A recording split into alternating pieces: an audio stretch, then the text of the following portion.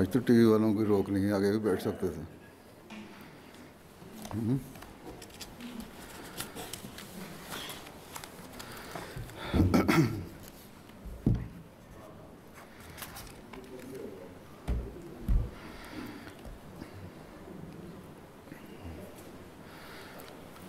आ जाए थोड़ा सा आगे पीछे, बाहर से भी किसी ने आने तो आ जाएंगे।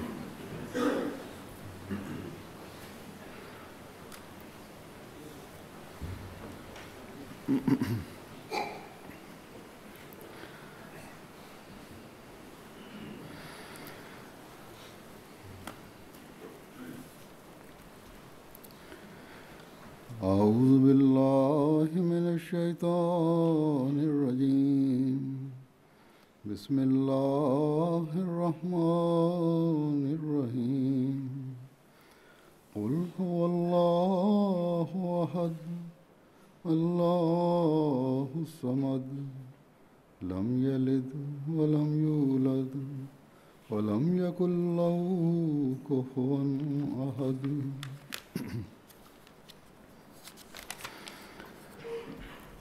بسم الله الرحمن الرحيم قل أعوذ برب الفلق من شر ما خلق ومن شر غاسق إذا وقب ومن شر النفاثات في العقد ومن شر حاسد إذا حسد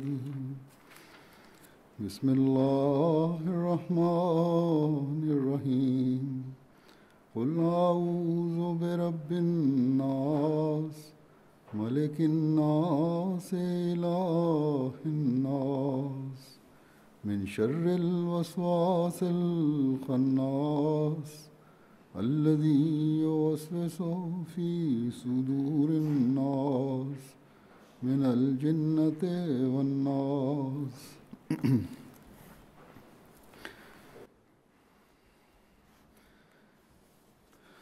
अभी इन 3 सूरतों का मुख्तसर दर्स होगा, फिर इंशाअल्लाह इख्तितामी दुआएं।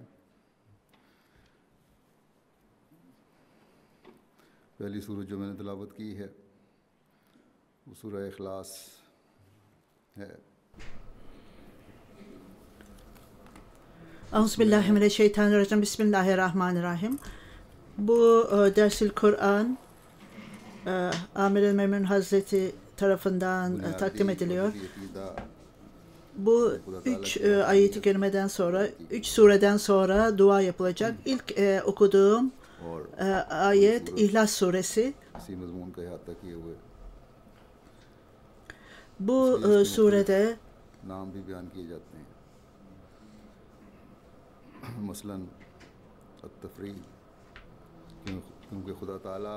temel olan inanç buradaymıştır. Yani Allah-u Teala'nın tek oluşu, vahdaniyeti ve bütün sure bu konuyu içermektedir ve bu nedenle farklı farklı isimler vardır bu İhlas suresinin. Tefrid özellikle, çünkü Allah-u Teala tektir ve üçlü teslisin reddi burada zikredilmiştir. Onun için bu isim verilmiştir. Sonra başka bir ismi tefrid. Allah-u Teala kesinlikle belirgindir, tektir. Diğer başka bir isim tevhiddir.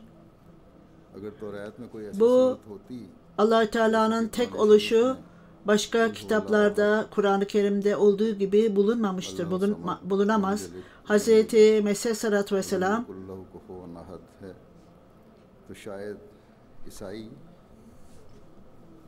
Tevrat'ta Allah-u Teala'nın sıfatları tam olarak zikredilmemiştir. Eğer böyle bir sure varsa Kur'an-ı Kerim'de olduğu gibi Kul huvallahu ahad, Allahu samed, lem yelid ve lem yulad ve lem yekun lahu kufuven ahad. Bu durumda belki Hristiyanlar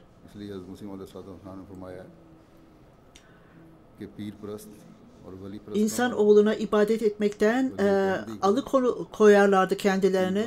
Fakat ne yazık ki वो सिफात bu bölüme rağmen, bu Kur'an-ı Kerim'de bu sure olmasına rağmen Müslümanlar arasında da birçokları vardır ki ölülere ibadet etme, Mesih Aleyhisselatü Vesselam'ın da zikrettiği gibi mezarlara ibadet etme, का एक नाम अल-मारिफा है। pirlere ibadet etme अल्लाह ताला की मार्फत ve इस कलाम के kendi bunlara tapacaklarına kendileri pir olmalıdırlar. Yani ilahi insanların özelliği olmalıdır ve Allahü Teala ile olan ilişkilerde sizi o pozisyona, o makama götürmelidir.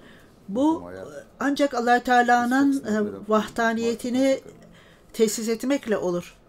लेकिन ये भी वाज़ेह हो कि सहाबा किराम Allah Teala'nın gerçek sözlerini, gerçeğini anlamak buradadır. Bir hadiste Cabir radıyallahu anh sen şöyle der. Bir kişi namazını kılarken İhlas suresini okuyordu ve Resul-i Ekrem sallallahu aleyhi ve sellem bu insan Allah Teala'yı işte burada anlamıştır dedi.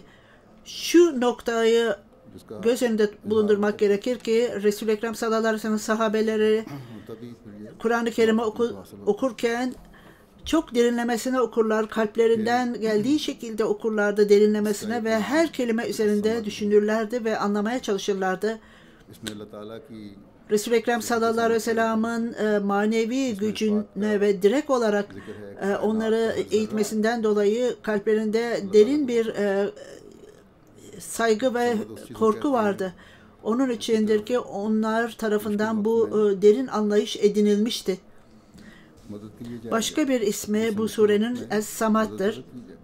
Burada Samad, Allah-u Teala'nın Samad sıfatından bahsedilir ki bunun anlamı bu evrenin her zerresi, her şeyi Allah-u Teala'ya güvenmektedir. Samad insanlar için kullanılırsa veya bir şey için kullanılırsa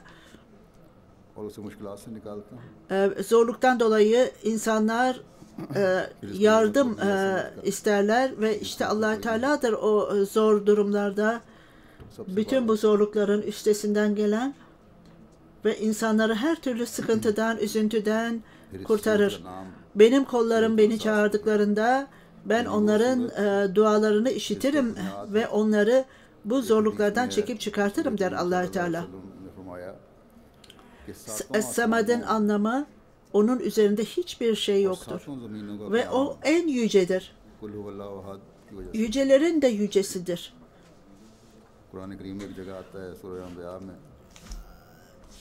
Suretül Assas başka bir ismidir. Yani bu bir hadiste zikredildiği gibi Resul-i Ekrem sallallahu aleyhi ve sellem 7 gök ve 7 yerin var olması Kulhuvallahu Ahad'dan dolayıdır. Enbiya suresinde Kur'an-ı Kerim'de 27 Lokana fihim aliyeten illallahu lefesedata der. Eğer göklerde ve yerde Allah-u Teala'dan başka bir ibadete layık biri olsaydı bu tamamen karma karışık bir şey olurdu ve bütün göklerin sistemi karma karışık olurdu ve Allah-u Teala bunu aşikar olarak açıklamıştır. Allah-u Teala'nın varlığına, vahdaniyetine inanmanın nedeni işte bu dünyanın kurulması ve bunun temeli de Allah-u Teala'dır ki ve onun varoluşu, onun varlığı işte bütün bu evreni pozisyona ve dengeye koymuştur ve her şey orada dengelidir. Bu surenin ismi Nur'dur ayrıca. Bir hadise göre Resul-i Ekrem sallallahu aleyhi ve sellem her şeyde bir nur vardır, ışık vardır. Kur'an-ı Kerim'in nuruna Kulhuvallahu Ahad derler. Ve aynen bunun gibi başka diğer isimler vardır müfessirler tarafından farklı referanslarda. İhlas suresi olarak bilinir bu sure. Bu öylesine bir bağlılık yaratır ki Allah-u Teala ile insanoğlunun Allah-u Teala ile olan bir ilişkisi kurulur bunun üzerinde durulunca. Ancak bu ilişki derinlemesine düşünüldüğünde olur. Kur'an-ı Kerim'in diğer surelerine baktığınızda ancak derinlemesine incelediğinizde Allah-u Teala ile ilişki kurabilir insanoğlu. Resul-i Ekrem sallallahu aleyhi ve sellem bu sureyi Kur'an-ı Kerim'in en önemli ayeti olarak açıklar. Hazreti Ayşe radıyallahu anha bu sure her akşam Resul-i Ekrem sallallahu aleyhi ve sellem Kul huvallahu ahad, Nas ve Falak surelerini okuyarak eline üfler ve vücuduna sürerdi. Bu Ahmediler arasında yaygındır. Bu uygulama yaygın olarak kullanılmalıdır ki uyku esnasında bizler Allah-u Teala'nın vahdaniyetini düşünmeli ve Allah-u Teala'nın korunmasıyla her türlü talihsizliklerden, kötülüklerden bu nedenle bu yolla kurtulabiliriz. Ve ayrıca tertemiz olan fikirlerle insan uykuya dalmalıdır ve tertemiz olarak sabahleyin kalkmalıdır. Tertemiz duygularla kalkmalıdır. Bu bölümün, bu ayetin önemiyle ilgili olarak vaad edilen Mesih sallallahu aleyhi ve sellem Ed-Dâlin'de son 3 bölümde Fatiha suresinde Ed-Dâlin'den bahsedilmiştir. Bununla ilgili olarak Kur'an-ı Kerim'in son 3 ayetinde Kul huvallahu ahad, en gerçek olan ve diğer ikisi de birincinin açıklanmasıdır. Yani Kul auzu bir Rabbin Nas ve Falak sureleri İhlas suresinin, Kul huvallahu suresinin açıklanmasıdır. İşte İhlas suresinin önemi budur. Esas itibariyle bu İhlas suresinin önemi Fatiha suresindedir ki bütün Kur'an'ın özetidir ve Allah Teala Kur'an-ı Kerim'de de zikrettiği gibi İhlas suresi ve son onu takip eden son 2 ayet, onlar da Fatiha suresinin anlamını kapsamaktadırlar. Fatiha suresinde Allah Teala'nın vahdaniyeti en mükemmel şekilde zikredilmiştir. Rabbül Alemin'den bahsederek. Aynen onun gibi İyyâke na'budu ve İyyâke nestaîn'deki ayetlerde de Allah Teala'nın vahdaniyeti zikredilmiştir. Tek oluşu zikredilmiştir ve orada tevazu ve kararlılık bahsedilmiştir. Ayrıca Allah Teala'nın nimetlerini edinmek ve Allah Teala'ya güvenmek konusu da zikredilmiştir. Bu İhlas suresindedir ve Allah Teala'nın vahdaniyetidir ve Allah Teala'ya güvenmek ve hidayetin dışına çıkmaktan korunmaktadır. İşte Allah Teala'na tam olarak Allah Teala'ya güvenme fikri oradadır. Cahillik ve yoldan sapmakla Allah Teala'nın işte bu yolda korunur. Nas ve Falak ve Nas suresindeki konular da aynen Fatiha suresindeki gibidir. Söylediğim gibi diyor huzur. Vaad edilen Mesih sallallahu aleyhi ve sellem bu 3 ayeti kerimeye Rad suresini de ilave etmiştir. Tabbet Lahab suresi de gayril mağdub aleyhimle ilgilidir. Veleddâlin, bununla karşılaştıracak olursanız Kur'an'ın sonunda İhlas suresi vardır ve 2 sure de onu takip eder. Falak ve Nas sureleri. Bu birincinin yani İhlas suresinin tefsiridir. Kul huvallahu ahad bu bölümde kul yani kul kelimesini kullanarak bütün müminlere talimat verilmiştir. Allah Teala'nın tek oluşu mesajı bütün insanlara götürülmelidir. Davet-ül Allah yani tebliğ konusu dikkatlere çekilmiş ve Allah Teala ahaddır, tektir.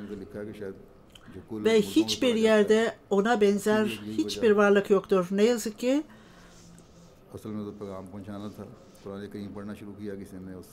Müslümanlar bu mesajı, kul mesajını unutmuşlardır. Yani de ki ilet bu mesajı. Söylediğim gibi İslamiyet'e giren farklı farklı şeyleri takip etmektedirler. Bu kul ölü insanların üzerine okunmasının nedeni belki budur. Esas itibariyle Kur'an-ı Kerim'i okumaya başladığında bununla başlar.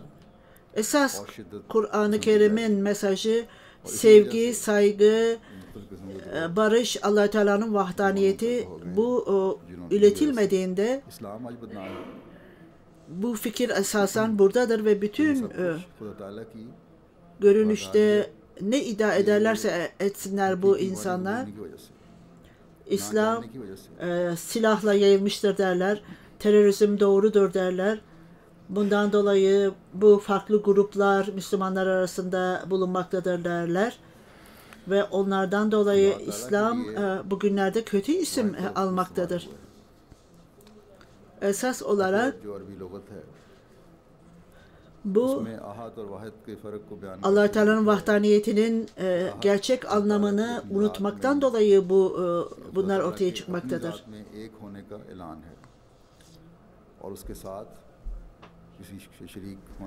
Allah Teala için tek kelime kullanılmıştır. Arap lügatlarında da ahad ve vahid kelimelerini açıklamışlardır. Ahad bir tek oluşu, bir varlığın tek oluşudur. Bu duyuru oradadır. Artık herhangi birinin ona benzer oluşu veya ona ortak olması çok uzaklardadır. Öyle bir sözü bile yoktur. Ahad kelimesi onun sıfatlarından birisidir. O en mükemmeldir. Ve hiç kimse ondan başka hiç bir varlık onun sıfatı, onun gibi bu sıfat mükemmel değildir.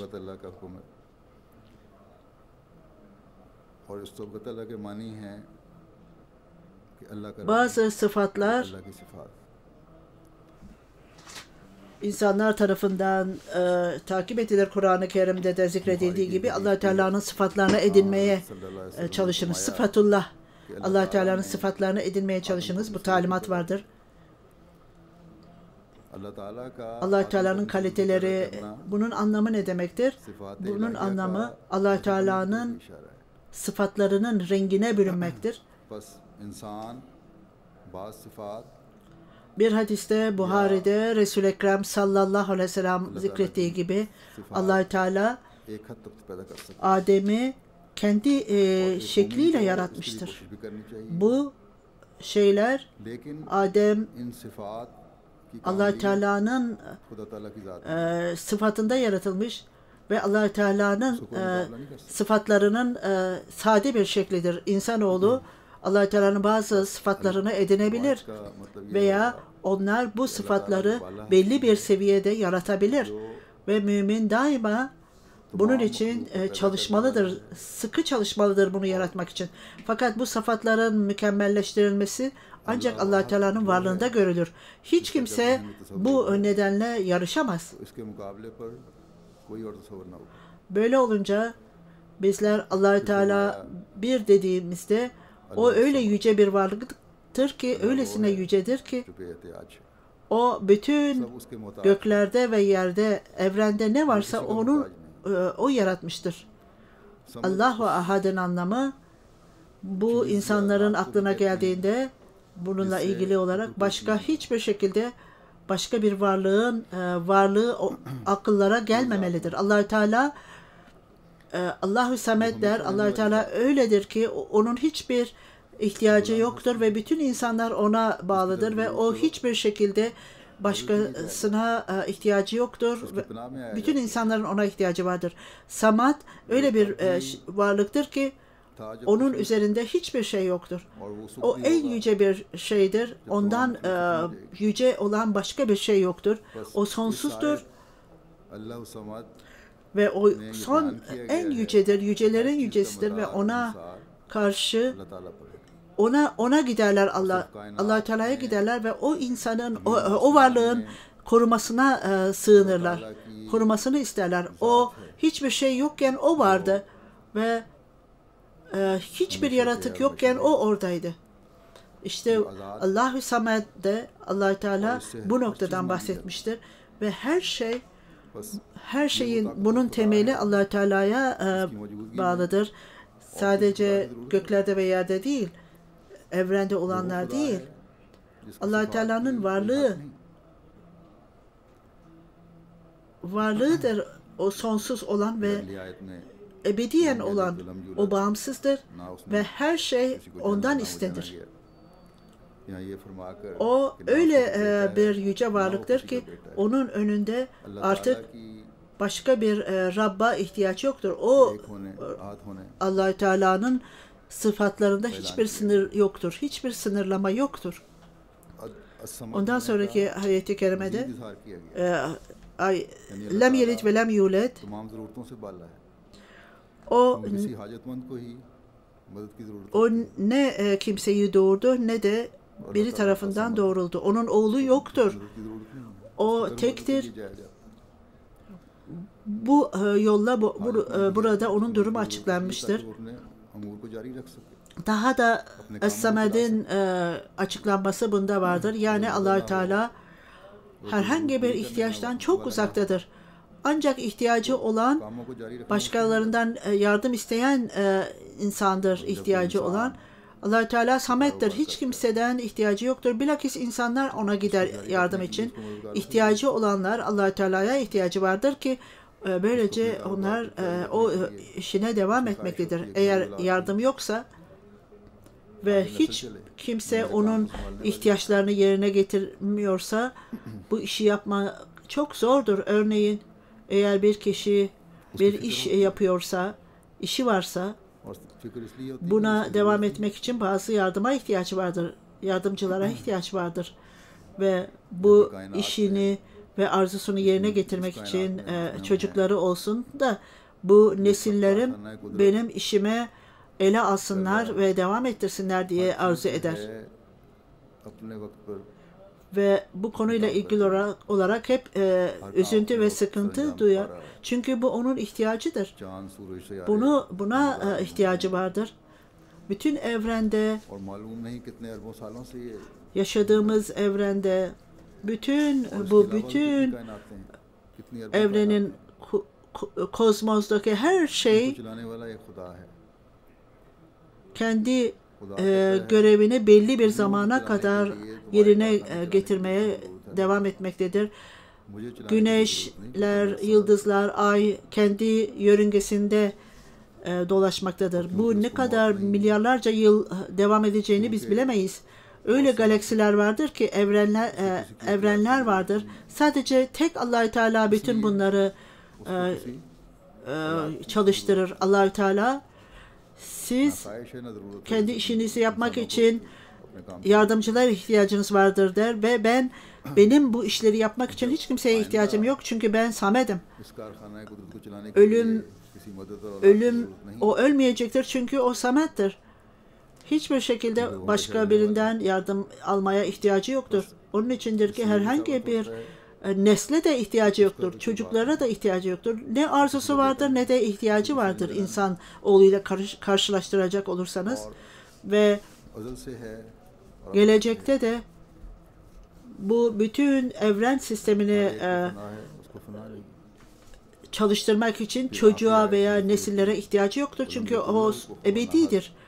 Bu noktada da artık Allah-u Teala'nın baba olmasının sözü bile edilmez veya onun hiçbir oğlu da yoktur. Onu kimse doğurmamıştır. O daha başlangıcından olduğu gibi sonsuza kadar o olacaktır. Herkes ölüp gidecektir. O ölmeyecektir.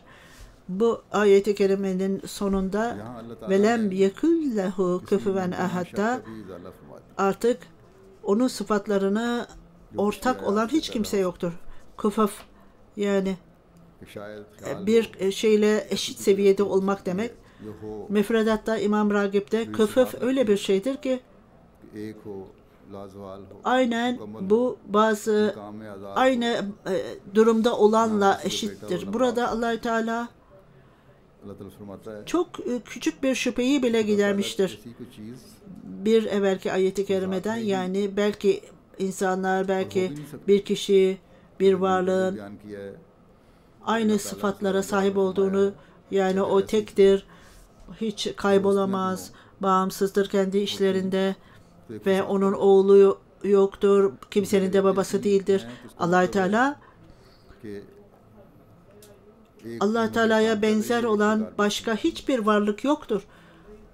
Bunun olması da mümkün değildir. Daha önce de belirttiğim gibi Allah Teala Enbiya suresinde de zikrettiği gibi eğer arkadaşlık olmuş olsaydı veya başka bir varlık olmuş olsaydı orada karma karışık ve düzensizlik olacaktı. Eğer başka bir varlık olmuş olsaydı Allah Teala gibi birisi bu işleri yapıyor, diğeri de bomboş oturuyor demektir. Her ikisi de çalışıyorsa aynı yolda, o zaman bu insanın zekasına aykırıdır ve faydasızdır. Onun için burada farklı fikirler olacaktır ikisi arasında ve bunun sonucu olarak da karışıklık ortaya çıkacaktır. Eğer biri boşu boşuna oturuyorsa ben de bir iş yapayım derse, buradaki gök cisimlerinin, yıldızların vesairenin küçücük bir değişiklik yapılmasında bütün evrenin tahribatına yol açar. Küçücük bir fikir ayrılığı olduğunda bile o çok büyük bir karışıklık ortaya çıkacaktır ve bütün evren Allah Teala'nın zikrettiği gibi bunun sonucu tahrip olacaktır. Onun için bu denge sistemini Allah Teala kurmuştur ve bu da Allah Teala'nın varlığını ortaya koymaktadır. O sonsuzdur. Bu İhlas suresi en mükemmel Allah Teala'nın vahdaniyetini burada duyurmaktadır.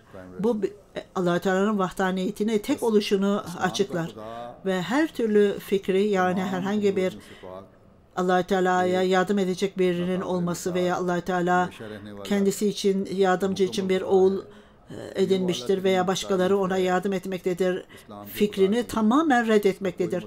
Hiçbir şekilde böyle bir kaynak yoktur ve Allah Teala ile beraber yaşayan hiçbir şey yoktur. İslam'ın dışında bir örnekten bahseder, sonsuz ve kaybolabilen biri varsa bu o Allah'ın anlatılması başka dinlerde hiçbir şekilde yoktur. Yani başka bir anlamda en güzel Allah Teala'nın tarifi sadece İslam'da vardır. Bundan sonraki ayet-i kerime Felak suresi ve sonra Nas sureleri de, her ikisinde de İhlas suresiyle ilişkisi vardır. Söylediğim gibi Hz. Mesih sallallahu aleyhi ve sellem'de zikrettiği gibi bu son iki ayet-i kerime esas itibariyle İhlas suresinin açıklanmasıdır der. İhlas suresinde Allahü Teala siz bütün dünyaya ilan edin. İslam tek Allahü Teala'yı tanıtır. Allah Teala'nın tek oluşu, vahdaniyeti zikredilmektedir. Başka bir şekilde ona benzeyen bir Rab yoktur. Ve hiçbir ibadet edilecek başka bir şey yoktur onun yanında. La ilahe illallah, yani ibadete layık Allah Teala'dan başka hiçbir varlık yoktur ibadet etmek için.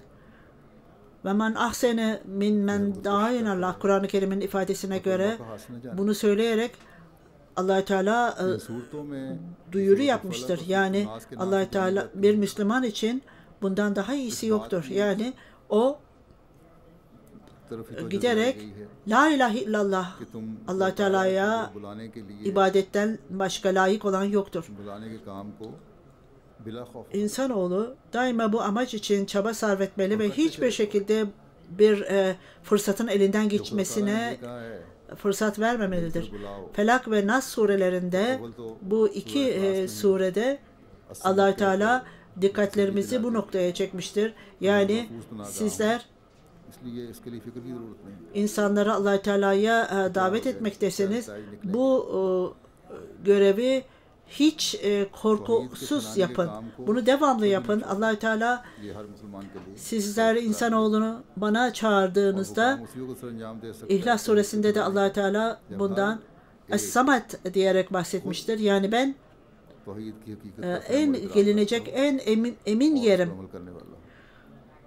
Hiç üzülmeye gerek yoktur. Bunun sonucu ne olacaktır, tebliğin sonucu diye düşünmemek gerekir. Tevhidin propagandası hiçbir zaman bırakılmamalıdır. Her Müslümanın amacı budur. Bu olmalıdır. Bu amaç ne zaman yerine getirilir? Herkesin kendisi tamamen bu Allah-u Teala'nın vahdaniyetini anlayıp ona göre hareket etmekle ancak bu anlaşılır. Yine bu surelerde Allah-u Teala hiç adaletsiz olan, despot olan ve hiçbir idareci bundan korkmamalıdır. Devamlı olarak bu Allah-u Teala'nın vahdaniyetini tebliğ ediniz. Çünkü bu şahıslardan korkmayınız, despotlardan. Bütün bunları yapan tek bir Allah-u Teala'dır. Bütün güçlere sahiptir o.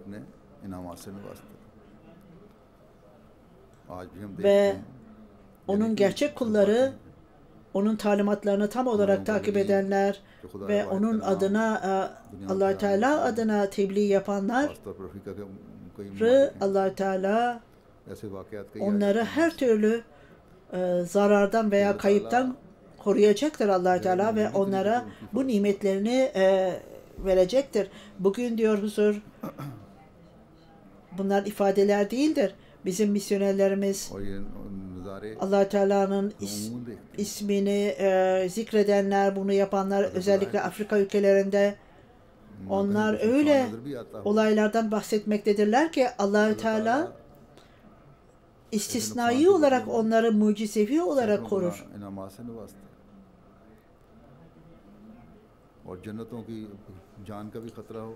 Ve bu tecelliler o kadar geneldir ki, o kadar görülür ki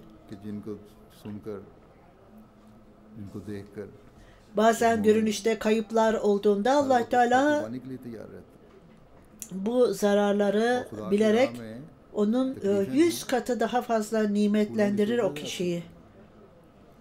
Ve eğer hayatın tehlikesi varsa Allah-u Teala cennetin müjdesini verir ki burada bu müjdeler vardır. Bunları dinleyerek, görerek mümin daima her türlü fedakarlığa hazırdır. Allah-u Teala'nın yolunda o her türlü zorluklara göğüs gerer, sanki o gül bahçesinde yürüyor gibidir. Bu ayrı bir konudur. Kur'an-ı Kerim'de ve birçok yerlerde zikredilmiştir diyoruzdur. Ben bütün bunların detaylarına giremem şu anda. Şu an ben bu 3 ayet-i kerimenin anlamını açıklamaya çalışıyorum. Bu 3 surede Allah-u Teala müminlerin dikkatini çekerek doğru yoldan ayrılmamaya dikkatleri çeker ve bu şeytanın güçlerine saldırısından korunmaya dikkatleri çeker. Bazen manevi ilerlemeleri, bu saldırılar manevi ilerlemelere mani olur. Bu nedenle Allah-u Teala'nın korumasının altına gidiniz. Sizin hem fiziki hem de manevi ilerlemenizde Allah-u Teala'nın ancak korumasına giriniz. Nereye giderseniz hiçbir zaman kayıba uğramazsınız. Zikredildiği gibi Resul-i Ekrem sallallahu aleyhi ve sellem yatağa girmeden önce bu 3 ayeti okurdu ve Resul-i Ekrem sallallahu aleyhi ve sellem esas itibariyle daha ilk başından itibaren kalıcı olarak şeytanın saldırısından arındırılmıştı. Benim şeytanım İslamiyet'e döndürüldü, Müslüman oldu demişti. Bu şeytan herkesle beraberdir ve onun kanında dolaşmaktadır. Ve esas itibariyle onun duası kendi ümmeti için, kendi ümmetinin üyelerine bu dualar öyledir ki der. Bu bölümlere, bu üç ayetin konusuna dikkat ediniz ve ancak o zaman vahdaniyet kurulmuş olur. Allah-u Teala'nın tek oluşu ve bu Deccal'ın korkusundan böylece korunmuş olursunuz. Bu çağda diyor huzur, özellikle şeytan saldırı üzerine saldırıda bulunmaktadır ve bu Deccal'ın saldırıları yoğunlaşmıştır. Hz. Mesih Aleyhisselatü Vesselam bu nedenle Allah-u Teala onu bu saldırılardan bizleri bu saldırılardan korumak için göndermiştir. Özellikle Ahmediler çok dikkat ederek ve derin düşünceyle bu 3 ayet üzerinde düşünmeli ve devamlı okumalıdırlar. Ve her kelimenin üzerinde düşünmeli ve anlamaya çalışmalıdır. Daha derinlemesine anlamaya çalışmalıdırlar. Bu anlayışla yeni yollar, Allah-u Teala'nın vahdaniyetinin anlaşılması için yeni yollar açılacaktır. Böylece bu sureleri okumakla.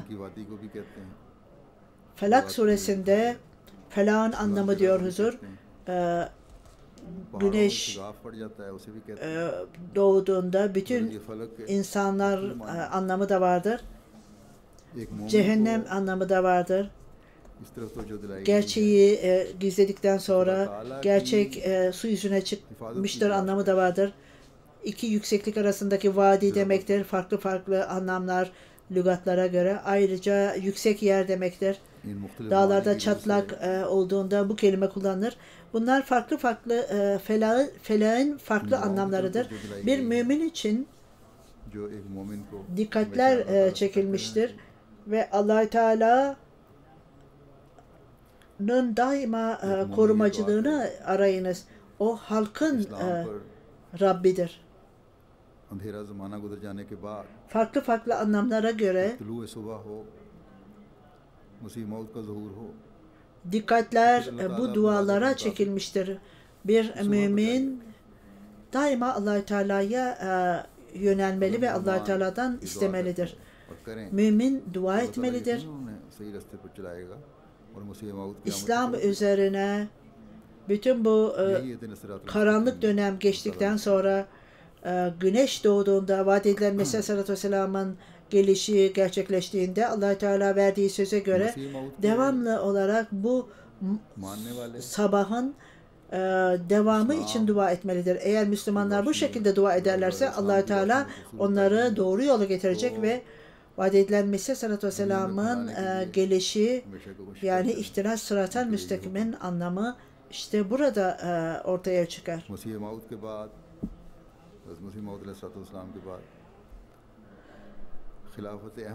Mesih Aleyhisselatü Vesselam'ına inananlar, onun takipçileri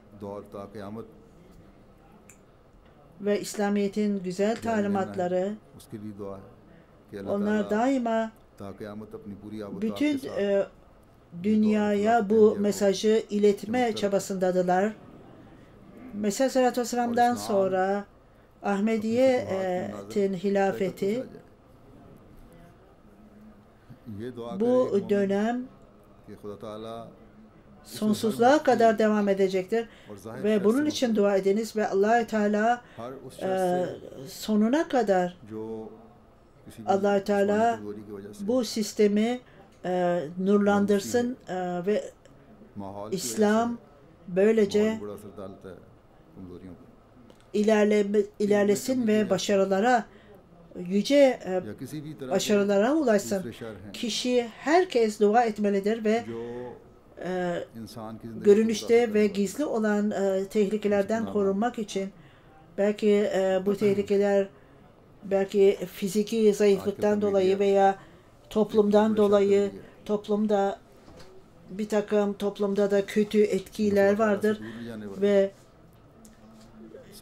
bilgi eksikliği veya herhangi bir nedenler, kötülük veya tehlikeler kişinin hayatını etkileyebilir. Bu gibi şeylerden Allah-u Teala'ya sığınmalıdır kişi. Medya bugünlerde büyük bir zemindir ve kötü olarak insanları Allah-u Teala'dan çekip almaktadır. Televizyon bir zamanlar 4 televizyon kanalı bile yoktu. Bu 4 kanalda iyi şeyler kullanılmaktaydı, iyi şeyler göstermekteydiler. Fakat diğer zamanlarda pislik yaymaktadırlar. Ve insanların ahlakını düzeltmek için onlar gayret yapılmaktadır. Bu hiçbir zaman bu şekilde daha önceden yoktu. Daima dua ediniz bunun tehlikelerinden ve tahribatlarından korunmak için Allah-u Teala'ya sığınınız ve dua ediniz. Yine iddialar vardır. Muhaliflerden iddialar vardır ve gençlerin korkuları da vardır. Onlarda bilgileri olmayan gençler üzülürler bu nedenle. İşte bu amaçla kişi bilgisini ilerletmeli ve bu sıkıntılardan kurtulmalıdır ve Allah-u Teala onları bu dinde olan zayıflıklarında veya eksikliklerinde Allah-u Teala onları koruyacaktır bu nedenle.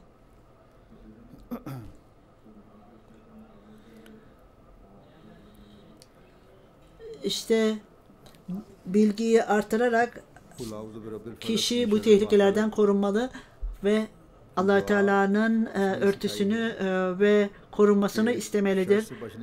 Bu genç insanların görevidir. Bu müminlerin görevidir ve bunun devam edilmesi, buna devam etmek gerekir.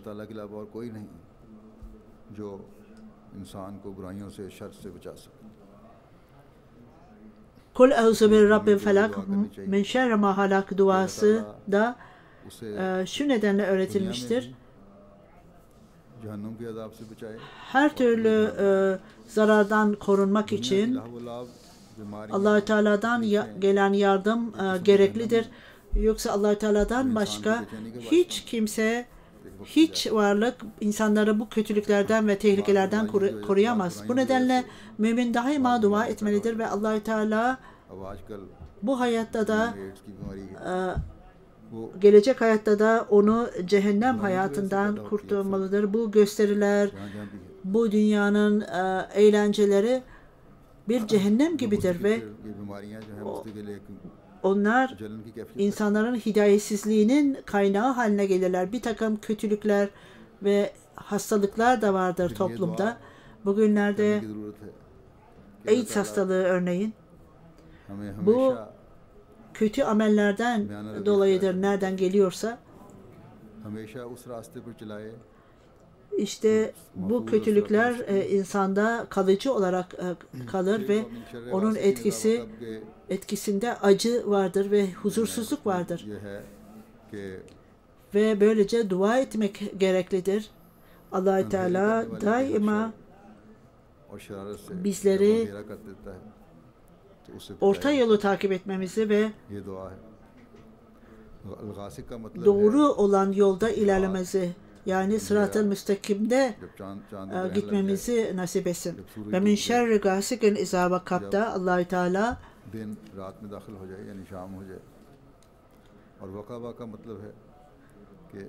gecenin şerrinden, onlar üzerinde karanlığın yayılmasının kötülüğünden, bu bir güneş battığında gündüz geceye dönüştüğünde vakabanın anlamı karanlık insanların üzerine yayıldığında, güneş battığında ay tutulur. Ay karanlıktır.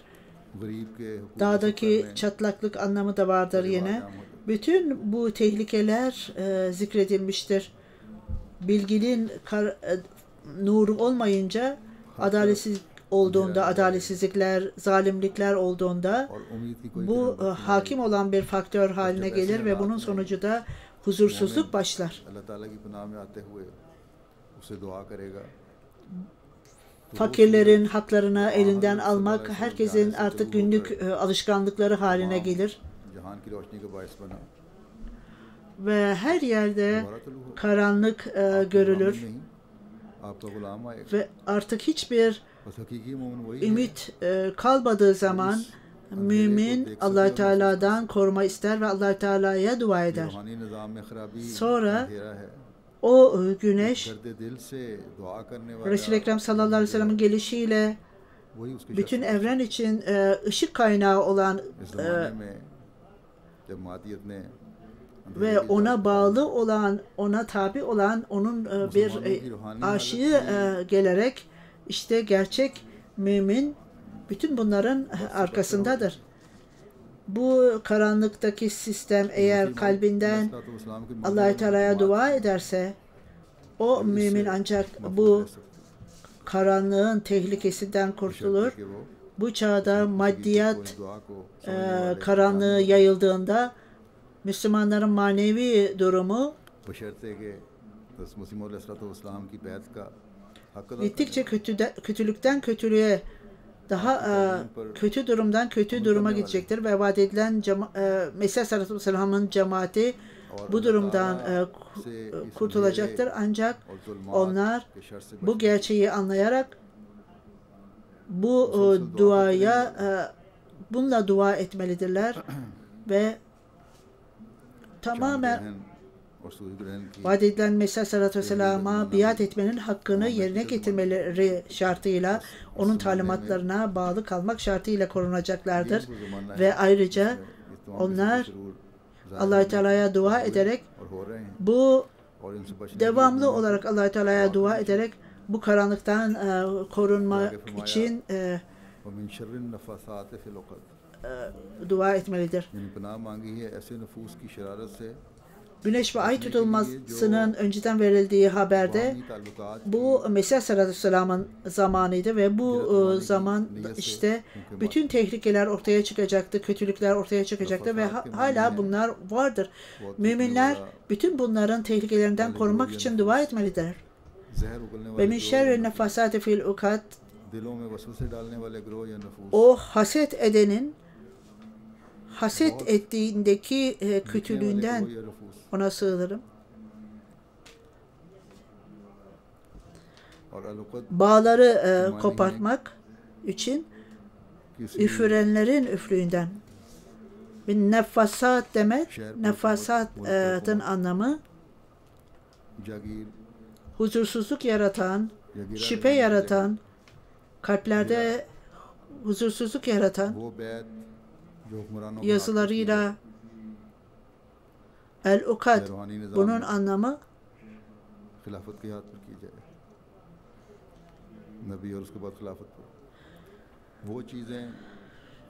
bir şehire veya memlekete veya ülkeye hakim olmak,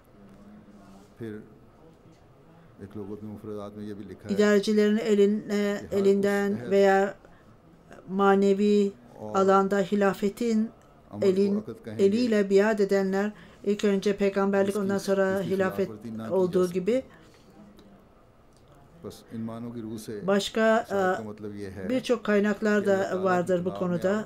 Bu kişiyi desteklemek anlamı da vardır. Müfredattaki anlam da her verilen söz ve sözleşmeye emir denir, akad denir. Bu hiçbir şekilde bozulmaz. Bu anlamlara göre siz Allah-u Teala'nın koruması altına geliniz.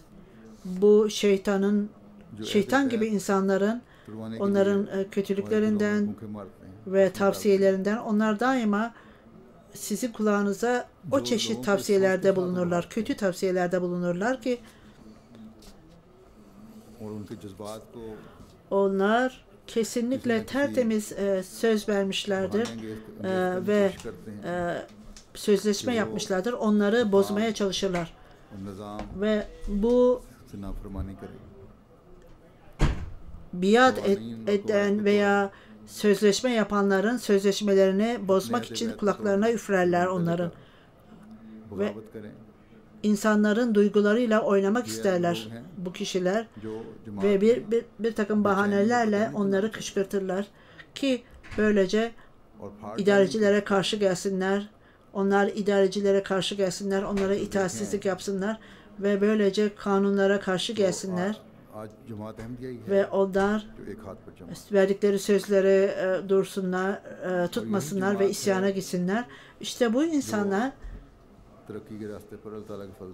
karışıklık ve huzursuzluk yaratmak isterler ve ayrıcalığı, bölünmeyi yaratmak isterler. Bugünlerde görüyorsunuz diyoruzdur. Sadece Ahmediye cemaati bir tek elde birleşmiştir. İşte bu cemaat, sadece bu cemaat Allah-u Teala'nın lütfuyla ilerlemektedir ve ilerleme yolundadır. Bunları bozmak için, bunları ayırmak için görünüşte düşmanlar bunu ellerinden geldiği kadar yapmaktadırlar. Bazı cemaatinden kıskançlık duyanlar, münafıklar da ellerinden geldiği kadar şizimler, bölünmeler yaratmaktadırlar. Cemaatte bölünmeler yaratmak istemektedirler. Yine söylediğim gibi her Ahmedi her zaman Allah Teala'nın korumasının altında olması için dua etmelidir. Bu zamanda bu duaya çok ihtiyaç vardır. Çünkü bu bağlara üflemek isteyenler ve cemaatte bölünmelerini isteyenler bu yolda hem kendileri korunmuş hem de etrafındakilerini de korumuş olurlar dua etmekle. Allah Teala Ahmediye cemaatini ilerletecektir ve olacaktır bu ilerleme. Fakat bu üfleyenler, düğümlere üfleyenler ve bazı insanların zihinlerinde huzursuzluk yaratanlar bunları yarattıkları gibi geçici olarak yaratırlar ama onlar başarısız olacaklardır. Esas itibariyle cemaatin ilerlemesine baktıklarında bu kıskançlık alevi onların içinde yanmaktadır.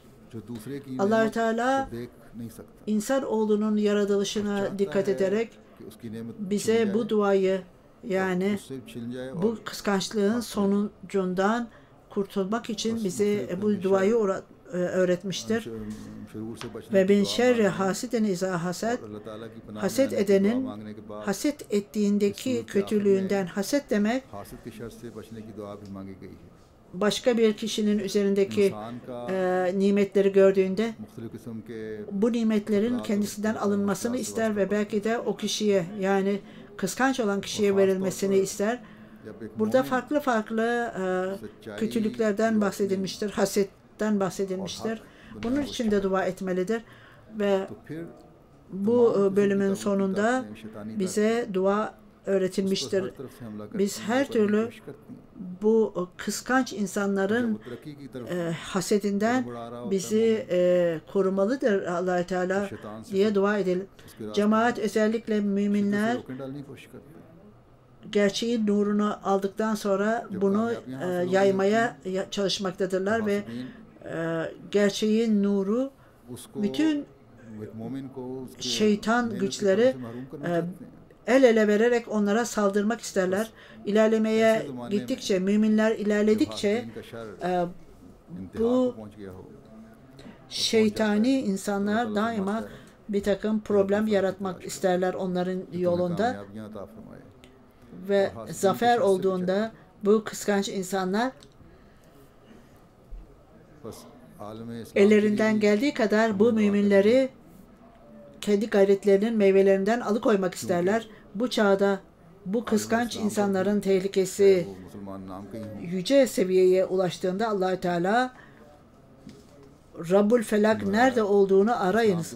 Size zafer veren bu insanların kıskançlıklarının kıskançların hasetlerinden sizi koruyacaktır ve bunun için bütün dünya için dua etmeliyiz. Bu kötülüklerden korunmak için. Çünkü bütün Müslüman dünyasında isim olarak belki onlar Müslümandırlar ama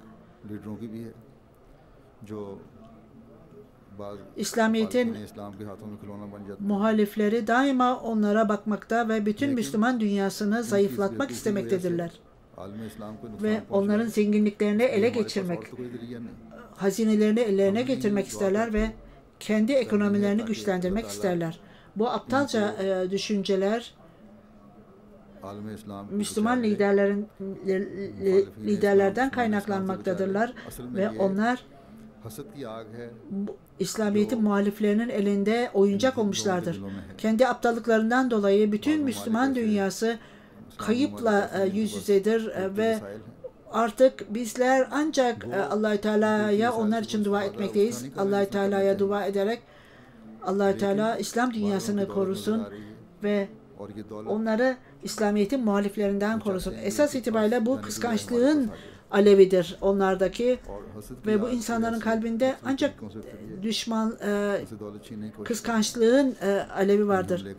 Bazı İslam ülkelerinin doğal kaynakları vardır. Onlar tamamen bu ellerinden geldiği kadar bunu kullanmaları gerekirken başka insanlar bunları görmekte ve onların arzusu bu insanların elinde olacağına bu bize gelmesi gerekir derler ve kıskançlıkla bu zenginliği onlardan almak isterler. Onlara saldırmakla bazen çok kötü, bazen çok tatlı dil kullanırlar. Eğer Müslüman dünyası ancak gerçek müminlerin dualarıyla korunur. Bugün Ahmedilerin görevi yoğun olarak dua etmeliyiz. Bundan sonraki sure Nas suresi. Allah-u Teala burada şeytani güçlerden bahseder Nas suresinde. İnsanların Rabbi ile bütün insanların Rabbine dua ederek Allah-u Teala'nın koruması altına gelmelidir ve bu insanların şeytanca insanların koruması, Allah-u Teala'nın korumasına girmelidir. Rabbin Nas bu insan oğlunun Rabbidir. Biz senin koruman altına gelmek için senin yardımını, senin korumanı isteriz. Melik-i Nas, insan oğlunun kralı, senin koruman altında gelmek istiyoruz. İlahi Nas, bütün insanlığın ilahi olan Allah-u Teala, bütün insanlığın Rabbidir ve senin korumanı isteriz. Bu Allah-u Teala'nın 3 sıfatını söyleyerek bu dua bize öğretilmiştir ve müminler bu şekilde koruma istemelidirler. Bu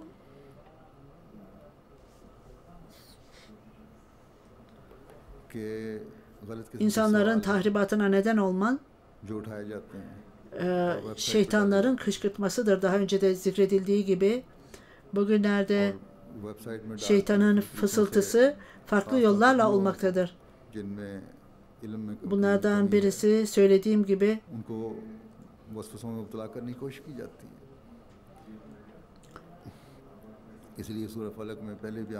yanlış sorular ortaya atılmaktadır ve bunlar web site'lara konulmaktadır. Ondan sonra bunları web site'e koyduktan sonra farklı yollarla özellikle bilgilerinde az olanlar ellerinden geldiği kadar onları etkilemeye çalışmaktadırlar ve böylece Felak suresinde de yine önceden de zikredildiği gibi bilgisizlikten dolayı bundan şeytanın fısıltısından korunmalıdır insanlar. Özellikle Allah-u Teala'nın lütfuyla gençler arasında bu saldırılar yapıldığında onlar bunları reddetmeye çok hazırdırlar. Gençler arasında bunları kendileri araştırmaktadırlar ve bu çeşit yayılan şeyleri reddetmektedir gençler. Diğer kaynaklar da vardır. Bunlar vasıtasıyla örneğin Rabah'ta araştırmalar yapılmaktadır ve bu çeşit iddialara web site'daki iddialara cevap vermektediler. Onlar çok çabuk çalışmalıdırlar ve şeytanın cevaplarını reddetmelidirler. Her Ahmedi, her mümin onların cevabını bilmelidir. Eğer bir fısıltı veya şüphe yaratılmışsa bu derhal hemen karşılık verilmelidir buna. Bu çağda diyor huzur, Hz. Mesih Aleyhisselatü Vesselam'ın kölelerinin, aşıklarının görevidir bu iş. Bütün iddialar Resul-i Ekrem sallallahu aleyhi ve sellem'in aleyhinde yapılan bu iddiaları cevap vermeleri gerekir gençlerin. Bu işte şeytanın fısıltısıdır, üflemesidir ki şeytan değişik şekilde değişik insanlara bölünmüşlerdir ve bunlar bu metotları uygulamakta ve ellerinden geldiği kadar bu şüphelerin ağını yaymaktadırlar. Bunu reddetmek ve buna karşı gelmek için aynı şekilde çok etkin olarak çalışmalıyız. Bu bölümde Allah-u Teala 3 çeşit korunmadan bahseder. Çünkü şeytan insanları kışkırtır günah için. Farklı yollarla, 3 farklı yolla kışkırtır. Kişi başka insanları Rab olarak, Malik olarak edinir. Allah-u Teala olur. Onların Rabbi olur ve başka insanlar onların hayatının kaynağıdır diye düşünürler. Onlara her türlü hayat sağlar diye düşünürler. Ve gereksiz başka insanlara itaat ettiğinde kişi sevgi adına her şeyini ona verir, o kişiye verir, bir kişiye verir sevgi adına veya onu kendi rızkının kaynağı zannederek her şeyi ona bağlar. Bu da buradan da işte zarar gelir. Allah-u Teala bu nedenle tavsiyede bulunur ve sizin ihtiyaçlarınızı karşılayan sadece Allah-u Teala'dır der. Ve onlar kendi itaatlerini Allah-u Teala'ya göstermeli ve onun talimatına göre davranmalıdırlar ve gerçek müminin yolu budur ve tertemiz sevgi sadece Allah-u Teala'ya has edilmelidir. Özellikle vaat edilen Mesih Aleyhisselatü Vesselam zamanında bu tehlike en yüce seviyesine geldiğinde bundan korumak için gerçek mümin daima çok sıkı çalışmalıdır. Çünkü bu zamanda Allah-u Teala'nın korkusu eksiklik vardır onda. Dünyevi insanlar ve ayrıca kendi kendilerine dinin şampiyonu sayılanlar bir takım kışkırtmalarla, bir takım güçlerle alelade insanları yanlışa sürüklemektedirler. Bugün bir Ahmedi Allah-u Teala'nın vahdini anlamak için kişi kendisi ilk önce bunu bilmelidir ve her şeyi veren, sağlayan sadece Allah-u Teala'dır ve ona tamamen boyun eğerek onun talimatlarına uymak gereklidir. Bu olmaksızın din tamamlanmış sayılamaz. Cemaatin idarecilerine bağlılık da çok gereklidir. Çünkü bu esas itibariyle bütün Allah-u Teala'nın hakimiyetinin fikrini ortaya koyar. Allah-u Teala'nın gerçek kulu olarak ibadetin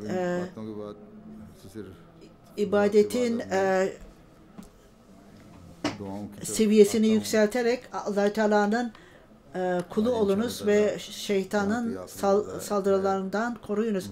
Bugünlerde Ahmediler çok yoğun olarak dua ediniz ve Allah-u Teala'nın vahdaniyetine sığınmak için Allah-u Teala'nın korumasına sığınmanın anlamını öğreniniz. Bunu açıkladıktan sonra diyor huzur, şimdi dua konusuna geçmek istiyorum. Bugün huzur bu Amerika'da bayramı kutlamaktadırlar dün. Asya ülkelerinde bugün bayram var. Yine Avrupa'da da bazı insanlar 28 günden sonra bayram yapmışlardır. Bizim bayramımız yarındır.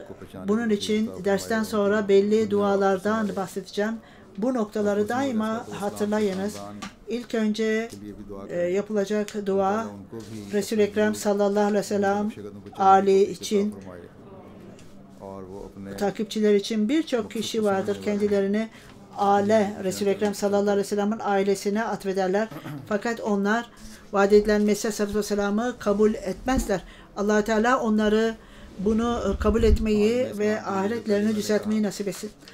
Sonra Resul-i Ekrem sallallahu aleyhi ve sellem'in aşığı vaat edilen Mesih sallallahu aleyhi ve sellem, Allah Teala onların takipçilerinin ve büyüklerinin yolunu kabul etmeyi ve körü körüne dünyayı kabul etmemelerini onlara nasip etsin Ahmedileri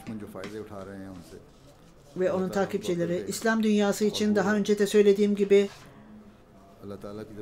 genel olarak onlara yapılmalıdır dua. Allah Teala onlara birlik versin.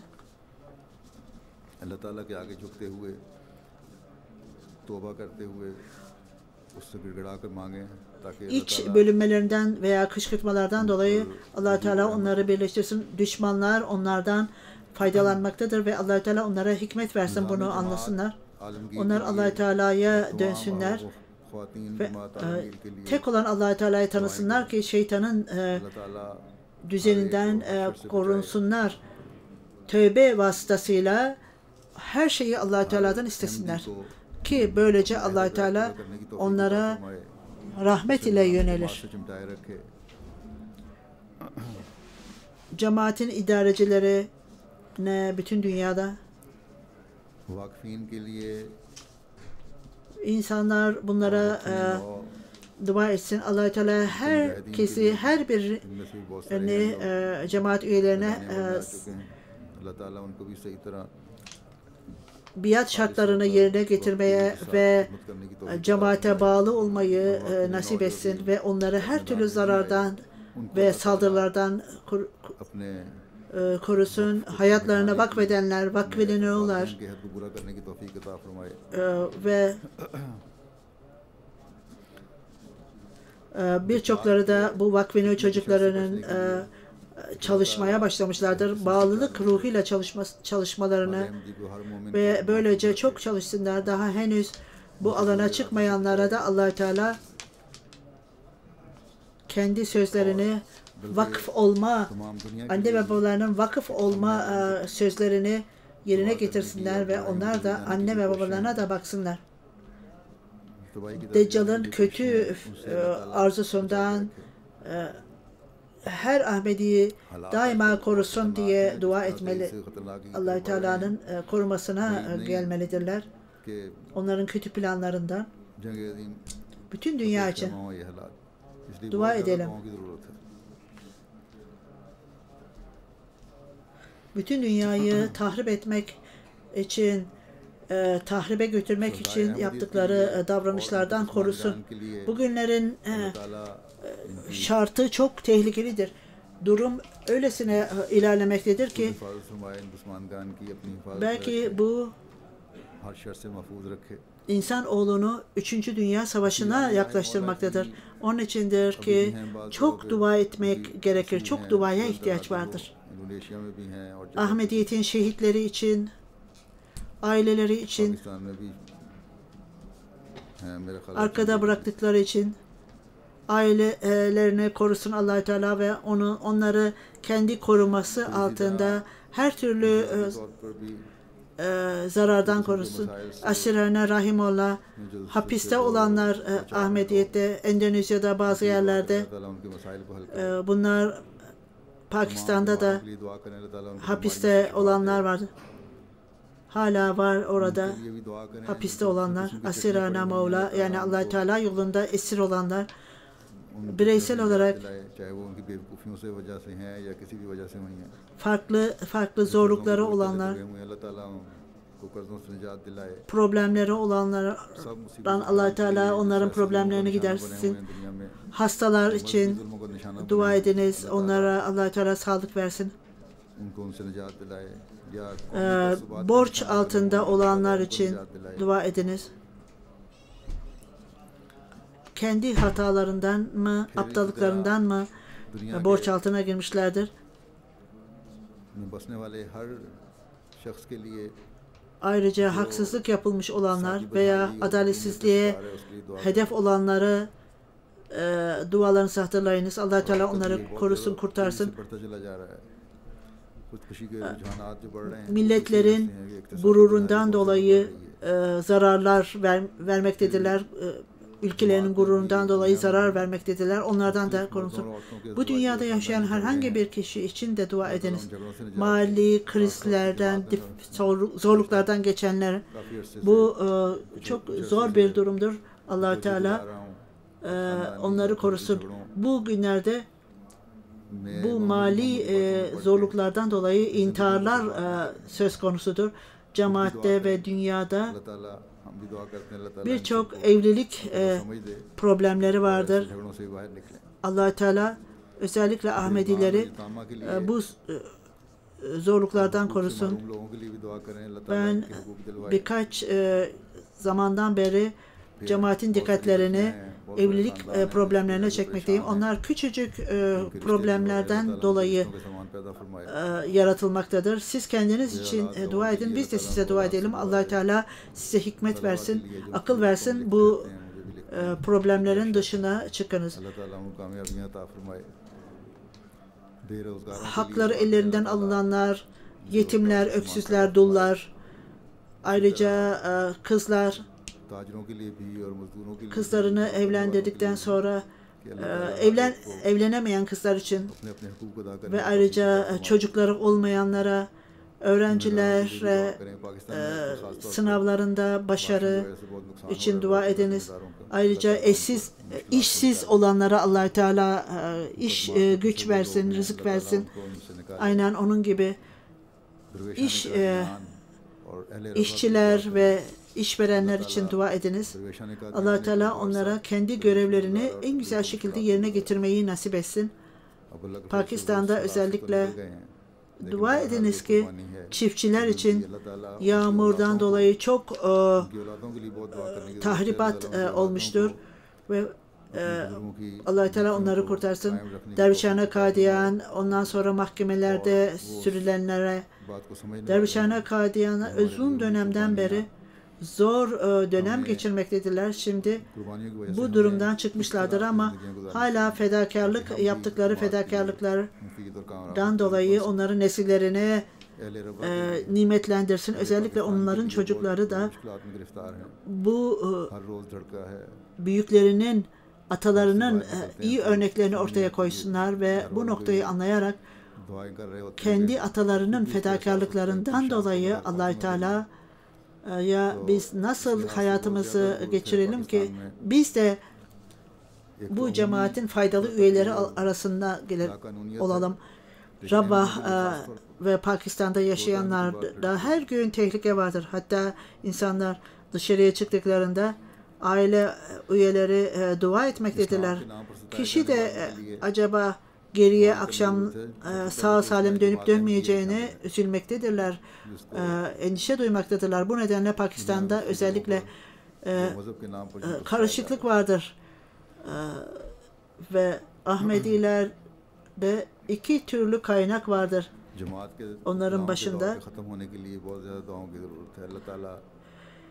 İslam adına eziyet görenlere, özellikle Ahmediye cemaati üyelerine özellikle dikkat etmelidir ve ayrıca din adına eziyet görenler vardır. Onlara da dua edilmelidir. Ayrıca bu zorluk dönemi, cemaatin zorluk dönemi de sona ermelidir ve Allah-u Teala bu dönemi mümkün olduğu kadar çabuk bitirmelidir. Tahrik-i Cedid ve Vakf-i Cedid'deki mali fedakarlıkları yerine getirenler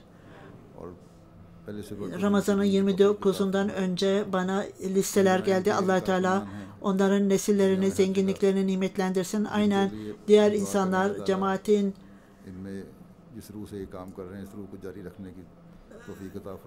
vakıf ruhuyla çalışanlar, idareciler, hanımlar da çalışmaktadır. Allah Teala kat kat onları mükafatlandırsın ve cemaat için daha öncesinden daha iyi çalıştırsın. MTA çalışanları, bütün dünyada çalışanlara da dua edelim ve onların çalışma ruhları ile aynı ruhlarla devam etmeyi nasip etsin. Farklı farklı problemlerle yüz yüze gelenlere her neyse diyor huzur. Bütün bunlarla Allah Teala her Ahmedi'yi, her sıkıntıda olanı kendi koruması altında tutsun ve onları korusun. Allahümme necelüke fi nuhurihim ve euze bike min şururihim duası. Birkaç dua söyleyeceğim diyor huzur.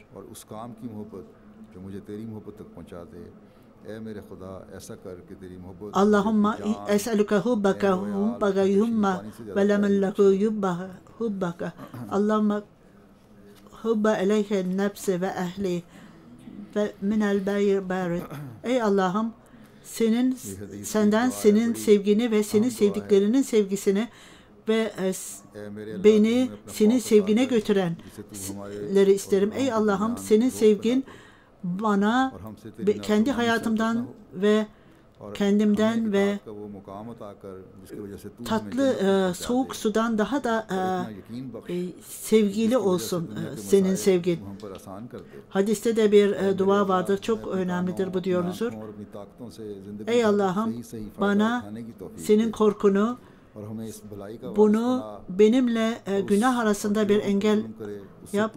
Benden hiçbir itaatsizlik olmasın. Bize itaati, öyle itaati nasip et ki bizi cennete götürsün.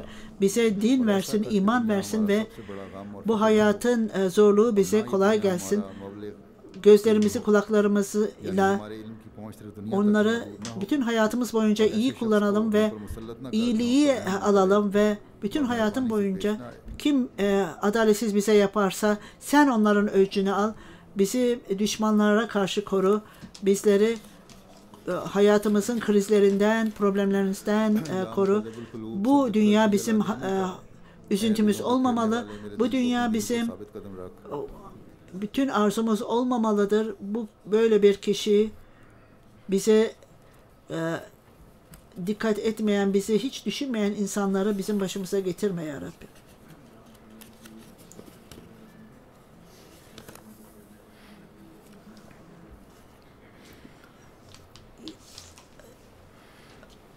Kalpleri elinde olan Allah'ım benim kalbimi de din üzerinde sabit tut ya Rabbim. Bu dualar okunan Arapça duaların Türkçe tercümesi.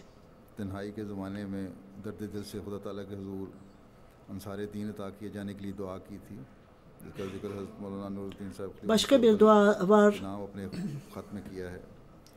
Bu dua diyor huzur. Vadediler Mesih Aleyhisselatü Vesselam'ın zikrettiği duadır. Kendi misyonu için, kendi işleri için Allah Teala'nın yolunda yardımcılar verilsin diye dua etmişti ve Hazreti Mevlana Nureddin sahibe yazdığı mektubunda zikredilmişti.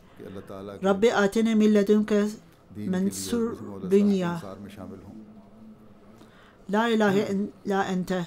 Ey Allah'ım bana senden din için bana yardımcılar ver ve sıkıntılarımı gider. Bütün işlerimi düzelt. Senden başka ibadete layık olan yoktur.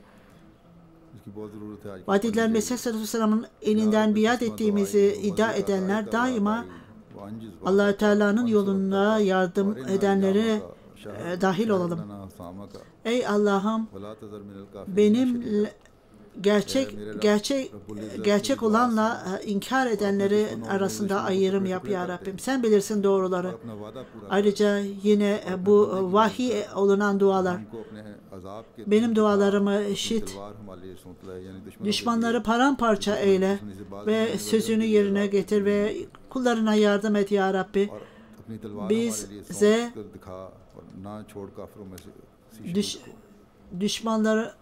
düşmanlarımızı sen tahrip et ve bunu bize göster. Düşmanlarımıza karşı sen kötü olanları ortada bırakma. Fitne yaratanları ortada bırakma ve onların tahribini bize göster. Ya Rabbi ensur abdaka.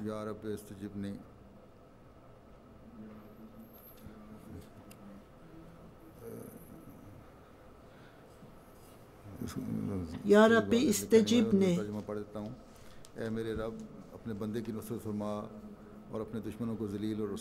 Ey Allah'ım kullarına yardım et ve düşmanlarını aşağıla. Ey Allah'ım benim dualarımı dinle ve bunları kabul et. Bu insanlar daha ne kadar senin peygamberine alay edecekler?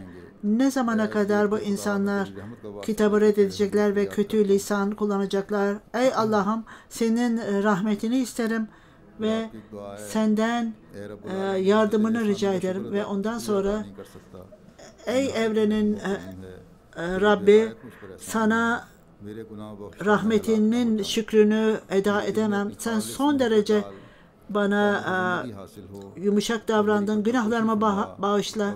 Kalbime sevgi koy ki böylece hayatta kalayım. Bana öyle güzel işler yapmayı nasip et ki seni memnun eden işler olsun. Senin yüce yüzüne göre senden gazabının bana düşmesinden sana sığınırım. Bu dünyanın ve ahiretin kötülüklerinden sana sığınırım. Çünkü her türlü iyilik senin elindedir. Bir hadiste de zikredildiği gibi Resul-i Ekrem sallallahu aleyhi ve sellem bu duayı okurdu. Allahümme Rabbena affid dünya haseneten ve fil ahirete haseneten ve kına azabennar. Ey Allah'ım, ey bizim Rabbimiz bize bu dünyada da ahiret hayatında da iyilikler ver ve bizi cehennem ateşinden koru. Şimdi sessizce dua edelim.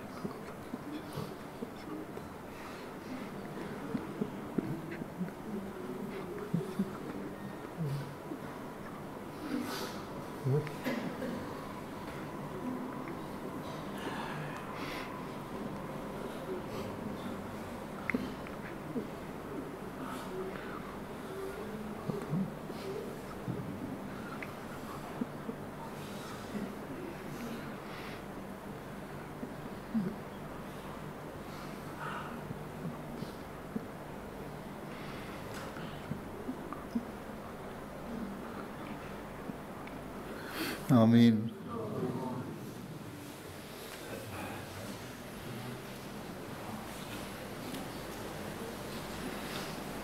जो वज़ू जिन्होंने करना है कर रहे हैं जाके, उसके बाद नमाज के लिए आ जाएं।